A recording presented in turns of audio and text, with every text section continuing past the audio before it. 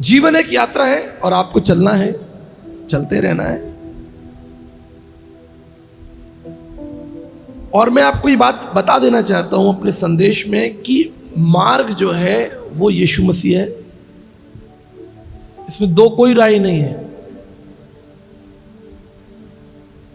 और जो गंतव्य है, डेस्टिनी जिसे हम कहते हैं, जहां आप पहुंच जाओगे, वो भी यीशु मसीह ही है।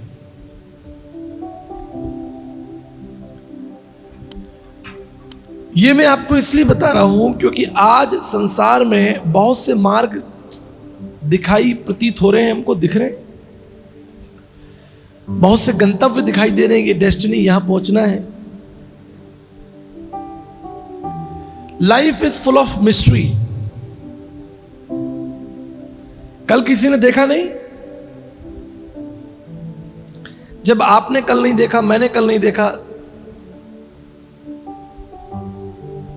तो कल हम कहां पहुंचेंगे?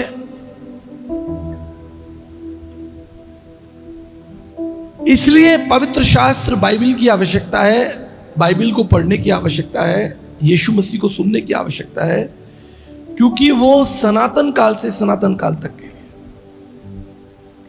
वो युगानुयुग, उसका राज युगानुयुग है। यीशु मसीह ने कहा कि जो कोई मेरे पीछे आएगा वो अंधकार में। तो मेरे पास बहुत समय पहले एक पुरानी गाड़ी हुआ करती थी, कार थी मेरे पास, बहुत पुरानी कार थी, वो थी देवू मटीज। आपने कभी देखी हो नहीं देखी हो नहीं मालूम, बड़ी पुराना मॉडल हो गया, अब तो उसको बंद हुए भी 10, 12, 15 साल हो चुके हैं। बड़ी अच्छी गाड़ी थी, लेकिन वो पुरानी हो चुकी थी, तो उसके जो हेडलाइट था वो खराब हो गया। अब चूंकि हम सब लोग एक्सपर्ट ड्राइवर हैं, तो एक दिन मैंने रात में निर्णय लिया कि मुझे यहीं पास तक तो जाना है, बिना लाइट के हम चल पड़ेंगे, रास्ता हमारा देखा हुआ है। अब जैसे आपके घर के सामने का जो रास्ता आपको पता है, बाजार कहाँ जाता आपको मालूम है, आपने हिम्मत कर ली कि भाई मैं तो यहाँ रहता हूँ, जा सकता हूँ। मैं भी गाड़ी लेके निकल पड़ा। थोड़ी दूर पे मैं पहुंचा ही था कि एक स्कूटर वाला सड़क क्रॉस कर रहा था और मैंने उसको टक्कर मार दी। वो गिर गया, उठा मेरे पास में, बोला कि आपको दिखाई नहीं देता। अरे भाई बात तो सही है, दिखाई तो नहीं दे रहा, अगर दिखाई देता तो टक्कर क्यों मारता। तो वहां मैंने दो काम किए। सबसे पहले मैंने उस व्यक्ति से क्षमा मांगा। मैं बोला भाई मेरी गलती है, मैं क्षमा चाहता हूं। दूसरी महत्वपूर्ण बात कि मैंने आगे की यात्रा जो है वो स्थगित कर दी, मैं वापस लौट आया। अब आप मुझे बताएं मैंने अच्छा किया कि बुरा किया? मुझे ऐसा लगता कि मैंने एक सही निर्णय लिया, मैं वापस आ गया। क्योंकि अगर मैं आगे बढ़ता तो न जाने और कोई एक्सीडेंट होता, दुर्घटना हो जाती। तो संदर्भ समझना है हमको। ये तो उदाहरण हो गया, लेकिन इसके पीछे संदर्भ समझना है। जीवन एक यात्रा है और बिना प्रकाश के ये यात्रा संभव नहीं है। और यदि आपने गलत मार्ग ले लिया है, गलत चुनाव कर लिया है, तो आपके लिए सबसे बेहतर होगा कि आप तुरंत वापस लौट आएं, बजाय इसके कि आगे ही बढ़ते रहें हिम्मत करके कि मैं कर सकता हूं। यदि आपका विवेक आपको ये स्मरण दिला रहा है, वचन ये स्मरण दिला रहा है कि ये गलत है, तो बजाय इसके कि आप उसमें अपनी हिम्मत दिखाएं, अपनी ताकत दिखाएं, अपनी योग्यताएं दिखाएं, अपने कदम वापस खींच लें, ये आपके लिए उत्तम होगा। ये किसी भी विषय के बारे में हो सकता है, ये आपके व्यापार के विषय में हो सकता है, ये आपकी किसी के संग दोस्ती के विषय में हो सकता है, किसी के विवाह के संबंध में हो सकता है। जहां शांति नहीं है, जहां परमेश्वर की महिमा नहीं है, वहां आपको आगे नहीं बढ़ना। इसलिए आपको क्या करना है, जीवन के हर मोड़ को, हर मार्ग को परमेश्वर के दृष्टिकोण से, परमेश्वर के प्रकाश में होकर देखना, परखना बहुत जरूरी है। नहीं तो प्रभु यीशु मसीह की आवाज, जो बुलाहट है, जो संदेश है, उस संदेश के साथ साथ भी बहुत सारे संदेश चल रहे हैं। जैसे आपने अखबार में या मैगजीन में एक गेम देखा होगा, एक खेल होता है रास्ता ढूंढो। तो उसमें आप देखेंगे कि 4-5 रास्ते होते हैं जो आपको उस ऑब्जेक्ट तक ले जाने की घोषणा करते हैं कि भाई आप पहले में ट्राई करते हो, देखते हो अटक गए, दूसरे में ट्राई करते हो, देखते हो अटक गए। लेकिन अगर 4 रास्ते 5 रास्ते हैं तो वो 4 बंद हैं, एक ही जो है वो आपको आगे तक ले जाएगा और आपकी यात्रा को या आपका जो वो विषय है वो उसको पूरा कराएगा। देखा ना अखबार में आपने, रास्ता ढूंढो। बचपन में हम लोग खेलते थे, एक तो 5 अंतर ढूंढो, खेला आप लोगों ने, 5 अंतर ढूंढो और रास्ता ढूंढो। सो लगेगा कि बड़ा सुंदर रास्ता है, लेकिन वो रास्ता सुंदर नहीं है, वो रास्ता आगे ले जाकर बंद हो जाएगा और आपका समय, आपकी शक्ति, जो ऊर्जा है वो नष्ट हो जाएगी। कई बार आपने देखा होगा, हम बच्चों को कोई बात समझाते हैं तो बच्चे आपकी बात नहीं मानते। मेरी भी 2 बेटियां हैं, आपके भी बच्चे होंगे। हम बच्चों को मना करते हैं, ऐसा मत करो, वैसा मत करो। बड़ा कष्ट होता है, बच्चे चाहते हैं कि नहीं हमारी इच्छा पूरी, हम जो कह रहे हैं वो सही है, हमें आइसक्रीम खानी है, हमको ये पिज़्ज़ा खाना है। अरे भाई पिज़्ज़ा में कितना मैदा है, बर्गर में कितना मैदा है, मत खाओ बेटा। या बाहर मौसम ठंडा है, आप आइसक्रीम मत खाओ, कोल्ड ड्रिंक मत। क्यों बच्चा जिद कर रहा है? क्यों? क्योंकि बच्चा परिणाम नहीं जानता। परिणाम तो होने के बाद जानेगा ना वो, कि बुखार आ गया या गले में दर्द है। बड़े शरारती बच्चे होते हैं। एक बच्चा सीढ़ी पे खेल रहा था, मैंने देख लिया, मैंने कहा बेटा गिर जाओगे, तो मेरी तरफ ऐसे देख के और खेलने लगा। मैं चाय पी रहा था अपने मित्र के, ऊपर से गिरा। मैंने कहा क्यों भाई, कैसा रहा? तो नाराज होके भाग गया, गुस्से में भाग गया। जिस तरह बच्चे परिणाम होने के बाद समझेंगे, मैं आपको बताना चाहता हूं कई बार हम लोग भी परिणाम होने के बाद ही समझेंगे। जब आपसे कह दिया कि आसमान जुए में नहीं जुतना है, तो उस समय आपको अच्छा नहीं लग रहा। आप आसमान जुए में जुते चले जा रहे हैं, आपको अच्छा लग रहा है। आपने किसी ऐसे व्यक्ति से दोस्ती कर ली है, अब बाइबल कह रही है कि आसमान जुए में नहीं जुतना, आप चले जा रहे हो, क्योंकि आपकी भावनाएं, आपका तर्क, आपका समझ और आपका ज्ञान जो है वो आपको प्रेरणा दे रहा है, और वचन इसके खिलाफ है। कि वचन तो स्पष्ट है, परमेश्वर तो भविष्य को जानने वाला परमेश्वर है ना। ये सिद्धांत सब विषयों पर है। ये विवाह से संबंधित है, व्यापार से संबंधित है, स्वास्थ्य से संबंधित है, जीवन के छोटे बड़े निर्णय, सही क्या गलत क्या है। सो परमेश्वर के साथ साथ कई दृष्टिकोण आपको देखने को मिल जाएंगे इस जगत में, इस संसार में। आपको, जैसा मैं कल बता रहा था, भारतीय दर्शन में भी 9 मार्ग हैं। उसके अंदर 9 मार्गों के अंदर भी जो है बहुत से मार्ग बताए गए हैं जिस पे चर्चा नहीं हुई। समय की कमी के कारण उस पर हम विशेष चर्चा नहीं कर सके, लेकिन आगे करेंगे। तो क्या सही है क्या गलत है, इसका निर्णय केवल परमेश्वर के हाथों में है। क्यों? मैं आपको बताना चाहता हूं, क्योंकि परमेश्वर ही जो है वो सृजनहार है। अल्फ्रेड नोबल का नाम सुना होगा। अल्फ्रेड नोबल, जो नोबल पुरस्कार दिया जाता है, नोबल पीस पुरस्कार दिया जाता है, बड़ा दुनिया का सबसे महत्वपूर्ण पुरस्कार कह लीजिए आप। स्वीडन के अंदर, स्वीडन जो देश है, मैं वहां जा चुका हूं कई बार। वहां पर भव्य आयोजन होता है और संसार में जिसने सबसे अच्छा काम किया होता है मानव जाति के लिए, उसको वो अवार्ड मिलता है जिसे हम कहते हैं नोबल पीस अवार्ड। पहले ये केमिस्ट्री और फिजिक्स के लिए मिलता था। जो लोग केमिस्ट्री में और फिजिक्स में अच्छा करते थे, कोई नई इन्वेंशन करते थे, कोई नई चीज ढूंढ कर लेकर आते थे मानव जाति की हित के लिए, तो ये उपहार उनको मिलता था। लेकिन धीरे धीरे ये तमाम विषयों के लिए भी दिया जाने लगा। तो अल्फ्रेड नोबल जो थे, उन्होंने क्या किया, उन्होंने डायनामाइट का आविष्कार किया।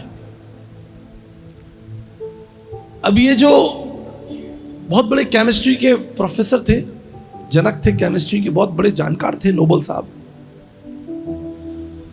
तो उन्होंने डायनामाइट इसलिए बनाया कि पुराने समय में जो यात्राएं थी, खास तौर पे जब बड़े बड़े पहाड़ होते थे, तो एक पहाड़ का चक्कर लगाने में ही सारा दिन निकल जाता था। तो अल्फ्रेड नोबल ने सोचा कि मैं ऐसा डायनामाइट बनाऊंगा जो इन पहाड़ों को, चट्टानों को तोड़ करके बीच में से रास्ता निकल जाएगा। तो ये जो मुख्य विचार था डायनामाइट को बनाने के लिए, डायनामाइट बन गया। और उसका जो मुख्य उद्देश्य था कि भाई चट्टानें तोड़ी जाएं, पहाड़ तोड़ी जाएं और रास्ता निकाला जाए, ये कामयाब हो गया।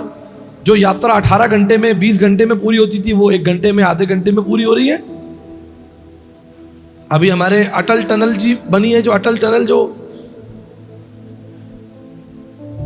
कितना घंटा लगता था उसको यात्रा करने में, अब तो कितने मिनट में निकल जाता आदमी, 15, 20, 25 मिनट पहाड़ के बीच में से निकल जाता है। पहले सारा दिन तुम चक्कर लगाते रहो एक जगह से दूसरी जगह। तो ये जो एक्सपेरिमेंट था ये कामयाब हो गया। लेकिन धीरे धीरे क्या होने लगा, धीरे धीरे इस डायनामाइट का इस्तेमाल जो है मूर्ख लोगों ने युद्ध में चालू कर दिया। युद्ध के अंदर डायनामाइट फोड़ा और युद्ध हो गया और 500 लोग मर गए। तो जब द्वितीय विश्व युद्ध के अंदर जब डायनामाइट का इस्तेमाल होने लगा तो अल्फ्रेड नोबल जी बड़े निराश हो गए, बड़े दुखी हो गए। बोले भाई मैंने क्या बना दिया। यहां तक कि उसको नाम दिया गया मौत का सौदागर, जिसकी वजह से एक बार में ही 1000 लोगों की मृत्यु हो रही है। मौत का सौदागर। अल्फ्रेड नोबल बड़े निराश हो गए, बोले भाई ये क्या हो गया। उन्होंने क्या किया, उन्होंने अपनी सारी कमाई, अपनी सारी योग्यताओं को, सब चीजों को, धन बल को इकट्ठा किया। बोला भैया दुनिया में जो सबसे अच्छा काम करेगा उसे नोबेल पीस पुरस्कार दिया जाएगा। तो मुख्य उद्देश्य क्या था डायनामाइट का? पहाड़ों को तोड़ना। अब इस्तेमाल क्या हो रहा है, ठीक इसी तरीके से पुराने समय में जो शस्त्र अस्त्र बने थे वो जानवरों से रक्षा के लिए बने थे। इंसानों ने वो अस्त्र शस्त्र, चाकू जो बनाया गया वो तो टमाटर काटने के लिए बनाया गया। तुम उससे इंसान के पीछे पड़ गए। तो किसी भी चीज की जो इन्वेंशन हुई है, किसी भी चीज की सृष्टि हुई है या उसका सृजन हुआ है, उसका उद्देश्य, वास्तविक उद्देश्य कुछ और था।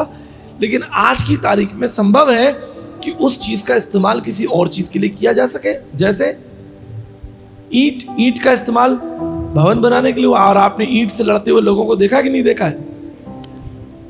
ईंट फेंक फेंक के मारते हैं, सर फोड़ देते हैं। भाई वाहन का इस्तेमाल हुआ कि आराम आराम से चलो अपने। अब उसी वाहन के द्वारा कितने लोग तो मर गए संसार में, कितनी दुर्घटनाएं हो गई। तो उसका इस्तेमाल, उसका जो स्वरूप है वो उसके जनक सृजनकारी जानते हैं। जैसे हमारे कार के अंदर सीट बेल्ट होती है, गाड़ी के अंदर सीट बेल्ट होती है ना, तो उस सीट बेल्ट के जो जनक थे वो थे वॉल्वो कंपनी की जो गाड़ियां आती हैं। वॉल्वो कंपनी ने सबसे पहले सीट बेल्ट को बनाया और एक अच्छा काम किया उन्होंने कि उन्होंने कॉपीराइट नहीं लगाया। नहीं तो आज हर कंपनी को पेटेंट जो है वो कॉपीराइट, इसलिए कि भैया हम लोग कल से पढ़े हैं, हमारे यूट्यूब पे इतने लोगों ने नकली अपना डाल दिया तो हम उनको कॉपीराइट भेज रहे हैं।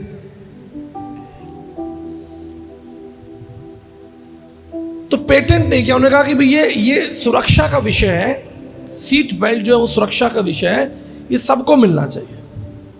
तो उन्होंने अच्छा काम किया।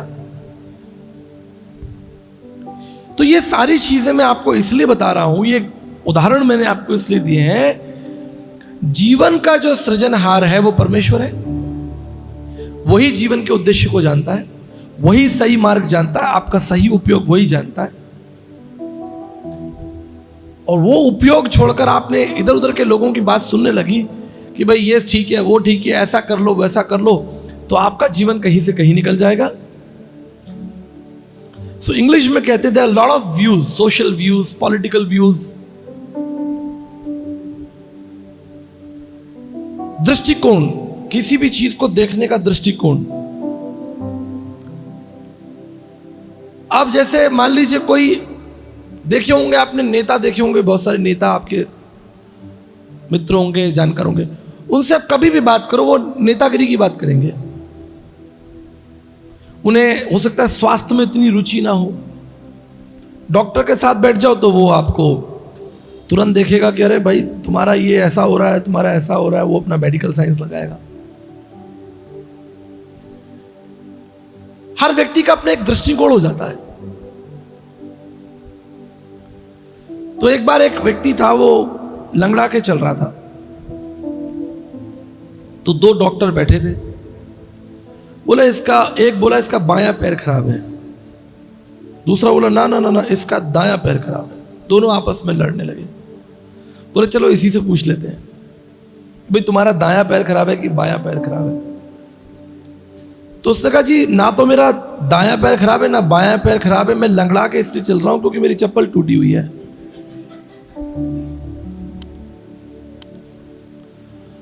तो संसार में चीजों को देखने का जो दृष्टिकोण है वो अपने अपने नजरिए से है,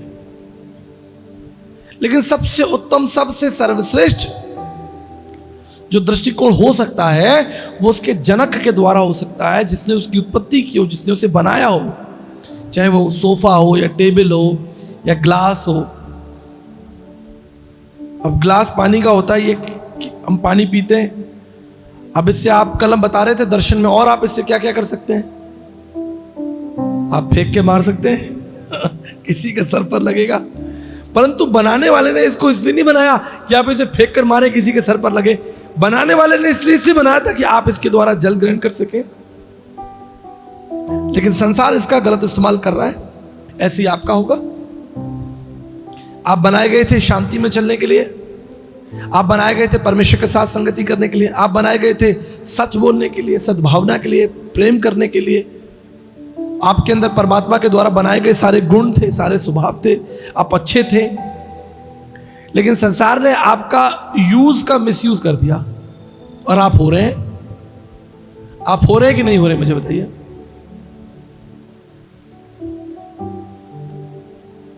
संसार में बहुत सी ऐसी घटनाएं घट रही हैं, बहुत सी ऐसी व्याख्याएं हो रही हैं जो इंसान को कहीं से कहीं ले जाती हैं। इसलिए परमेश्वर का वचन क्या कहता है, जब तू दाएं मुड़े बाएं मुड़े तो क्या होगा, मैं तुझे पीछे से एक आवाज दूंगा और तुझसे कहूंगा कि कौन सा मार्ग सही है, उस पर चलना। ये जवानों आपके लिए भी है। मैं एक बार उड़ीसा में प्रचार कर रहा था, तो एकदम परमेश्वर का आत्मा मुझे बोला कि यहां कुछ लोग बैठे हैं जिनकी जेब में खैनी और तंबाकू है। मैंने कहा भाई वो लोग खड़े हो जाओ जिनकी जेब में खैनी और तंबाकू है। कम से कम 500 से 700 लोग खड़े हो गए। सच्ची घटना है ये। मैंने कहा सब सामने ले आओ। सामने ढेर लगा दिया उन्होंने, तंबाकू, बीड़ी, सिगरेट। मसीह बच्चे, जवान मसीह बच्चे। तब हमने प्रार्थना की। मैंने कहा ये चीज इस मार्ग पर चलने के लिए आप बनाई नहीं गए, नशा करने के लिए बनाई नहीं गए। आप नशा कर रहे हैं। बहुत लोगों ने पश्चाताप किया, कह रहे भैया आज के बाद हम जानते थे ये खराब है, हम जानते थे ये स्वास्थ्य के लिए ठीक नहीं है, फिर भी कोई समझाने वाला, पकड़ने वाला होना चाहिए ना। तो यदि आप परमेश्वर के मार्ग पर नहीं चलेंगे तो दूसरों को कैसे सिखा सकेंगे? हमारे सामने कई बार चुनौती होती है, लेकिन हम अपने आप को बार बार वचन के आईने में देखते रहते हैं। इसलिए मैं आज आपको प्रेरित करना चाहता हूं। आपके जीवन में बहुत से ऐसे मार्ग हैं, बहुत सी ऐसी बातें हैं जो परमेश्वर के द्वारा प्रेरित नहीं है। याद रखिएगा, everything you do is not from God, but everything you do is accountable to God. आया समझ में? सब कुछ जो तुम कर रहे हो, जो कुछ तुम कर रहे हो, वो जरूरी नहीं है कि वो परमेश्वर के द्वारा बताया गया हो। परमेश्वर ने आपको करने के लिए कहा हो, लेकिन आप कर रहे हो। Everything you do is not from God. जो कुछ तुम कर रहे हो, सब कुछ तुम जो कर रहे हो वो परमेश्वर की ओर से नहीं है। लेकिन याद रखिएगा, जो कुछ तुम कर रहे हो उसका न्याय जरूर होगा। इसलिए मेरे पास जब स्टूडेंट अध्ययन करने के लिए आते हैं तो मैं उन्हें एक बात कह देता हूं, जो नहीं करना वो नहीं करना। जो तुम्हें करने के लिए कहा जाए उसमें तुम चूक गए, जो तुम करने के लिए कहा जाए उसमें तुम चूक गए, तो उसकी सजा कम है। जैसे आपको बोला जाए कि भाई मेहमान आ रहे हैं, जाकर समोसा ले आओ, और आप चूक गए, नहीं ला पाए, तो उसकी सजा कितनी होगी? थोड़ी होगी, एक डांट पड़ेगी आपको, थोड़ी सी हल्की फुल्की डांट पड़ जाएगी, भाई तुमको बोला था ये काम करने के लिए, तुमने नहीं किया। लेकिन जो तुम्हें नहीं करना है, आपने समोसे के अंदर क्या किया? मिर्ची डाल दी भर भर कर, या उसमें आपने जहर भर दिया। जो नहीं करना था तो उसकी सजा ज्यादा है। आप मेरी बात समझ रहे हैं? बच्चा कॉलेज गया पढ़ने के लिए, नहीं पढ़ा, फेल हो गया, कोई बात नहीं, आप उसको मॉरल सपोर्ट करोगे, उसको समझाओगे भाई दोबारा पढ़ ले। लेकिन वहां जाकर स्कूल में किसी के सर फोड़ दिया उसने, जो नहीं करना था, नहीं पढ़ा, कोई बात नहीं, उसकी सजा कम है। लेकिन स्कूल में जाकर किसी का सर फोड़ दिया तो उसकी सजा ज्यादा है कि कम है? तो आप क्या समझे? जो नहीं करना जीवन में, उन बातों पर मनन कीजिए, चिंतन कीजिए। वो नहीं करना मीन्स नहीं करना। क्यों प्रभु ने मना किया है? समाज के सामने, समाज की व्याख्या के सामने, समाज के सिद्धांतों के सामने नहीं झुकना। नहीं झुकना तो नहीं झुकना, चाहे गर्दन कट जाए। शद्रक, मेशक को, अबेदनगो को झुके नहीं, अंधकार के आगे झुके नहीं। वो यदि एक वक्त वो प्रार्थना नहीं करते, जैसे दानियल प्रार्थना कर रहा है, 3 पैर 4 पैर प्रार्थना कर रहा है, अगर एक पैर वो ना कर पाए तो उसकी सजा कम है। लेकिन यदि वो राजा की बात मान लेता तो सजा ज्यादा होती। So there are so many social views, world views जिसे हम कहते हैं। उस वर्ल्ड व्यू से, समाज की व्याख्याओं से आपको अपने आप को दूर रखना है। चलता है, आटे में नमक चलता है। लोग कहते हैं ना आटे में नमक चलता है। मसीह लोगों के लिए नहीं चलना चाहिए। सिद्धांत पर खड़े रहिए, आप अड़े रहिए। जब आप सिद्धांत पर अड़े रहेंगे, खड़े रहेंगे, हो सकता है कि आपको दुख का, तकलीफ का सामना करना पड़े, निंदा का सामना करना पड़े। लेकिन मेरी बात याद रखिएगा, अपमान सहने के बाद एक सुबह होगी जब आपके सर पर जय का मुकुट होगा। दुनिया देखेगी और कहेगी ये व्यक्ति सही था, ये झुका नहीं, इससे संसार की नीतियों के साथ समझौता नहीं किया। भाइयों से कहना चाहता हूं, बहनों से कहना चाहता हूं, असमान जुए में नहीं जुटना है आपको। आपको नशा नहीं करना है, आपको अपना समय नष्ट नहीं करना है। आपके जीवन के दिन बढ़ रहे हैं कि कम हो रहे हैं? आपके जीवन के जो दिन हैं वो कम हो रहे हैं। प्रत्येक दिन परमेश्वर की महिमा के लिए होना चाहिए। कुछ नया परमेश्वर के लिए करें, आने वाली पीढ़ी के लिए एक रास्ता खोले, एक उपाय करें। जैसे अल्फ्रेड नोबल ने सोचा कि भाई मैं ऐसा एक विषय तैयार करूंगा जिससे आने वाले लोगों की यात्राएं सरल होंगी। आज आपकी यात्राएं सरल है कि नहीं? राइट ब्रदर्स मिलकर जहाज बनाए, बोले आने वाले समय में यात्रा जो है सरल होनी चाहिए, आदमी उड़ कर जाएगा। दोनों लोग लग गए। थॉमस एडिसन अपने लिए बल्ब बनाया क्या? सिर्फ अपने लिए बल्ब बना के अपने लिए रख लेता अपने कमरे में लाइट जला के, लेकिन संसार के लिए, अगली पीढ़ी के लिए एक रास्ता खोल दिया। आज मसीह समाज की यह बहुत बड़ी आवश्यकता है कि ना केवल आप अपने लिए जिए, लेकिन आप आने वाली पीढ़ियों के लिए रास्ता खोलें। रॉन्ग बिजनेस प्रैक्टिसेस, मसीह लोग, गलत नीति से व्यापार नहीं करना है, किसी को धोखा नहीं देना है, खराब चीज नहीं बेचनी है।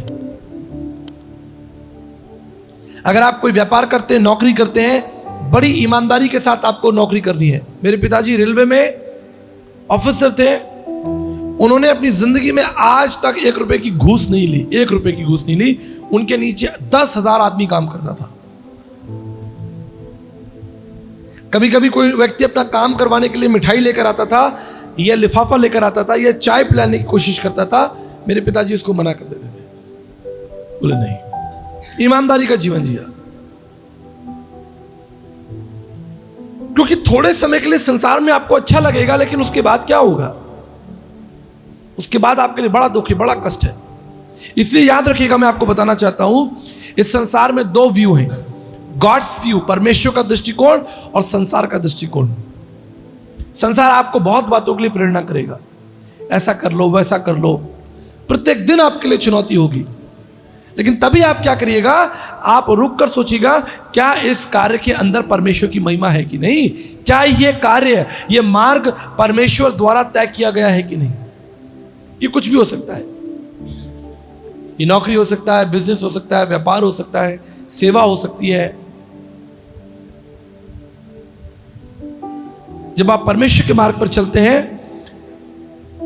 आरंभ में आपको ये कठिन लगेगा, लेकिन इसका अंत, इसका जो परिणाम है, वो बड़ा महिमा और आदर के साथ आपको मिलेगा।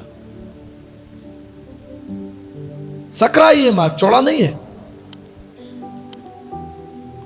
जब आप मनाली जाते हैं, शिमला जाते हैं, नैनीताल जाते हैं, मार्ग बहुत कठिन है,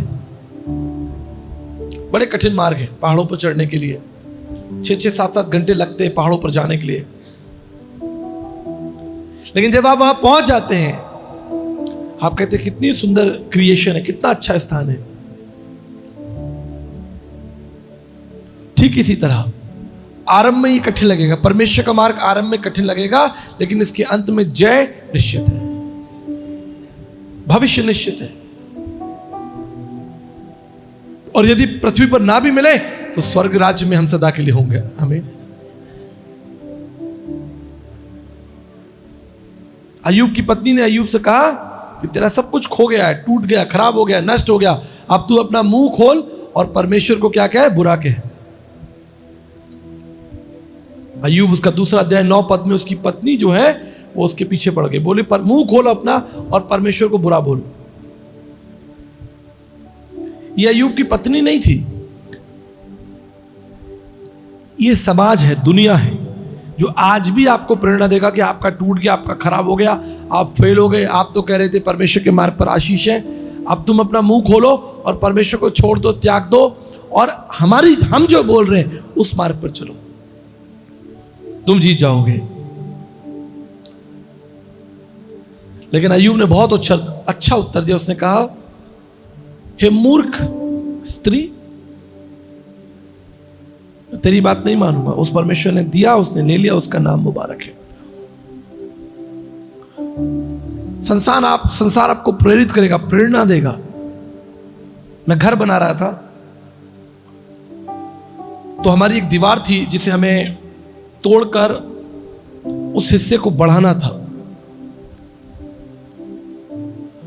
तो वो जो हिस्सा जो बढ़ रहा था, बड़ी रोचक घटनाएं मैं आपको बताता हूं। वो जो हिस्सा बढ़ाया जा रहा था, उसमें से एक छोटा हिस्सा जो था वो हमारे पड़ोसी का था। अब वो जो बिल्डर था बोला, सर मैं ये कर दूंगा, आप चिंता मत करो। और ये जो हिस्सा है ना, वो उनके भी किसी काम का नहीं है। यहां पे तो आप दीवार बनाइए, कुछ नहीं होगा, मैं देख लूंगा, कोई सरकारी नियम नहीं, कुछ नहीं, मैं देख लूंगा। मैं बोला नहीं भाई, वो 1 फीट के लिए 1 फीट कुछ नहीं होता। मैं बोला नहीं, मैं उस व्यक्ति से बात करूंगा और पूछूंगा कि क्या ये मैं कर सकता हूं। हमने उसे बुलाया, हमने पूरी व्यवस्था से बातचीत की, देखा, समझा। जब उस व्यक्ति ने कहा कि आप बना सकते हैं, तो हमने वहां पर दीवार बनाई। मैंने बनाने वालों से साफ कहा था कि यदि वो व्यक्ति नहीं चाहेगा, हम ये नहीं बनाएंगे, गलत नहीं करेंगे, बेईमानी नहीं करेंगे, छल कपट नहीं करेंगे, हम युद्ध नहीं करेंगे। इसलिए नेपोलियन ने बहुत अच्छी बात कही। नेपोलियन को जानते हैं? तो उसने कहा कि हमने तो लोगों को मारकर अपना राज्य बढ़ाया, दूसरों की जमीन छीन कर, उनको मारकर उनकी जमीन छीनी है, लेकिन यहां मसीह के लिए हजारों लोग स्वयं मरने के लिए तैयार हैं। इसलिए उसका राज्य इतना विस्तार हो गया। आप मसीह का राज्य मूर्खता के साथ विस्तार नहीं कर सकते, आप उसके सिद्धांतों के साथ ही उसके राज्य का विस्तार कर पाएंगे। इसलिए मैं मसीह के बारे में आपको कुछ बातें बताकर प्रेरणा देना चाहता हूं जो आपके विश्वास को मजबूत करेगी। जिस मसीह की हम बात कर रहे हैं, मेरी बात याद रखिएगा, he is a centre figure of history. ये कोई कल्पना नहीं है, कोई रहस्य नहीं है, कोई कहानी नहीं है, सेंटर फिगर ऑफ हिस्ट्री। जिसने आपको ये संदेश दिया है, जिसका संदेश हम सुन रहे हैं, वो इतिहास के बीच में बैठा है।